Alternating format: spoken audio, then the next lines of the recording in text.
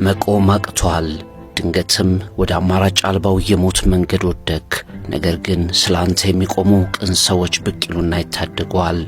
ከተቃጠለ አከተመለት ከተባለ ጎጆ መሃል በከሰመ የመኖር ተስፋ ውስጥ መሰናክል አልፈው ወደ ሕይወት የሚመልሱ ወገኖች የምድራችን ውበት ይሆናሉ። ረዳት አልባ ሆነህ ተቅበዝብዘሃል እንበል። ባለቻቸው ጥቂት አቅም ስለ መልካምነት የሚሰለፉ ነፍሶችን ትመለከታለህ። ግራ በተጋባህ መሄጃውን በጠፋ ሰዓት መዳረሻህን በማመላከት የሚረዱ ሰዎች መውደቅህን ተጠቅመው ሊያሸንፉ ከማሰብ ይልቅ አንተን ማንሳት ምርጫቸውን የሚያደርጉ ሰብዕናዎች ምንኛ የምድራችንም የሕይወትም ውበት ናቸው። ከቀደሙ በኋላ ተመልሰው አንተን ስለሚያግዙ ሰዎች አስብ። የሥነ ምግባር፣ የቅንነት፣ የመልካምነትን ዋጋ ተረዳ። እነዚህን ሰብዕናዎች እና ምሳሌ በትክክለኛ መንገድ ካልሆነ ከመሸነፍ አይለይም። ማታለል ቀላሉ መንገድ ነው፣ ወደ ደስታ የማይመራው አቋራጩ ጎዳና።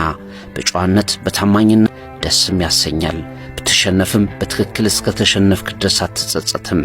ክብርን ያመጣልሃል። ጨዋታዎች ያለ ታላቅ ሰብዕና ጨዋነት ካልተሰለፍክባቸው ትርጉም አልባ ናቸው። እናም በትክክለኛው መንገድ ብቻ ተሰለፍ። ሽንፈትህን ለማስተባበልም አትድከም። ተመልካቹንም ዳኛው የተሻለ ይከበራል። ጠላቶች አይደሉም፣ አቅምህን እንድታወጣ የሚረዱህ የሚያነቁህ ናቸው እንጂ። ይህን ይላል፣ አንተን ሌሎች እንዲመለከቱህ በምትፈልገው መንገድ ሌሎችንም ተመልከት።